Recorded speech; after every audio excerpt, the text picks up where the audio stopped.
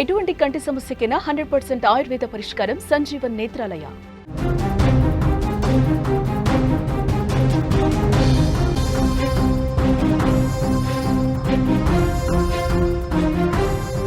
పులివెందులలో high tension వాతావరణం నెలకొంది. ఉదయం నుంచి అక్కడ హై డ్రామా కొనసాగుతుంది. జెడ్పీటీసీ ఉప ఎన్నికల పోలింగ్ వేళ కడప ఎంపీ అవినాష్ రెడ్డిని పోలీసులు ముందస్తు అరెస్ట్ చేశారు. ఉదయం ఆయన ఇంటి వద్ద పోలీసులు భారీగా మోహరించి ఆయన అదుపులోకి తీసుకున్నారు. అనంతరం ఎర్రగుంట్ల మండలం నిడిజివ్వి గ్రామంలోని మాజీ ఎమ్మెల్యే సుధీర్ రెడ్డి ఇంటి దగ్గర అవినాష్ రెడ్డిని వదిలేశారు పోలీసులు. దీంతో ఆయన అక్కడి నుంచి అరెస్టుకు నిరసనగా భారీ ర్యాలీ చేపట్టారు.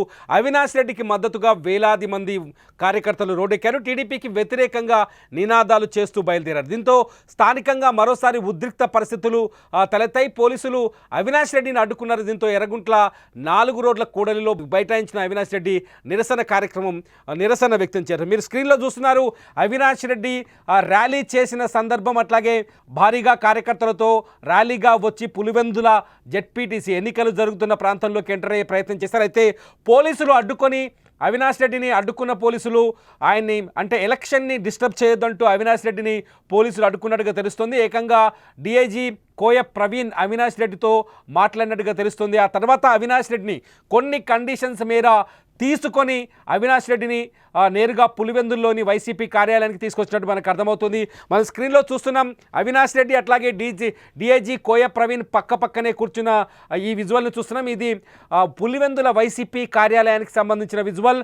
అవినాష్ రెడ్డిని ర్యాలీగా వస్తున్న ఎర్రగుంట్ల ఎమ్మెల్యే సుధీర్ రెడ్డి ఇంటి దగ్గర నుంచి ఎర్రగుంట్లలోని ఎమ్మెల్యే సుధీర్ రెడ్డి నిడిజివి గ్రామం నుంచి ర్యాలీగా వస్తున్న అవినాష్ రెడ్డిని పోలీసులు అడ్డుకొని అవినాష్ జనాన్ని కంట్రోల్ చేయాలని, ఎన్నికని సాఫీగా జరగనివ్వాలంటూ పోలీసులు రిక్వెస్ట్ చేశారు. మొత్తానికి ప్రస్తుతానికి కాస్త ఉద్రిక్తత తగ్గినట్టుగా అర్థమవుతోంది. అవినాష్ రెడ్డి కూడా ఎలక్షన్కి మద్దతు ఇస్తానంటూ పోలీసులతో చెప్పడంతో ఆ తర్వాత అవినాష్ రెడ్డిని ఒక్కడినే తీసుకొని పులివెందులలోని వైసీపీ కార్యాలయంలో ఆయనకు తీసుకొచ్చారు.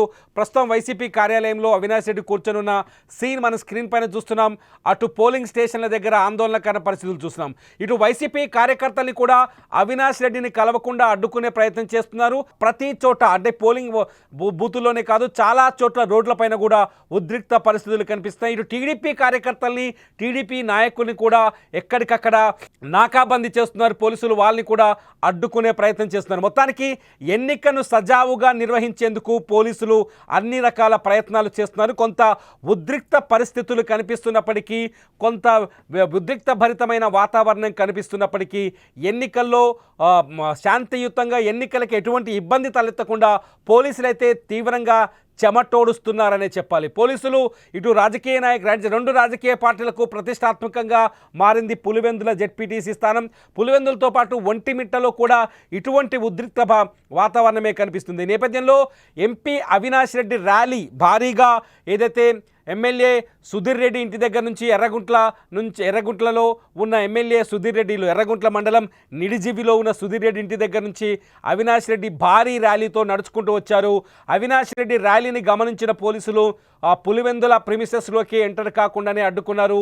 పులివెందుల ప్రిమిసెస్లోకి వచ్చిన తర్వాత అవినాష్ రెడ్డిని ఆయనతో చర్చలు జరిపిన పోలీసులు ఏకంగా డిఐజీ కోయ ప్రవీణ్ అవినాష్ రెడ్డితో చర్చలు జరిపి పరిస్థితిని కంట్రోల్కి తేవాలని అవినాష్ రెడ్డితో మాట్లాడినట్టు తెలుస్తుంది. ఆ తర్వాత అవినాష్ రెడ్డిని నేరుగా పులివెందుల్లోని వైసీపీ కార్యాలయంలోకి తీసుకొచ్చారు. ప్రస్తుతం అవినాష్ రెడ్డి పులివెందుల్లోని వైసీపీ కార్యాలయంలోనే ఉన్నారు.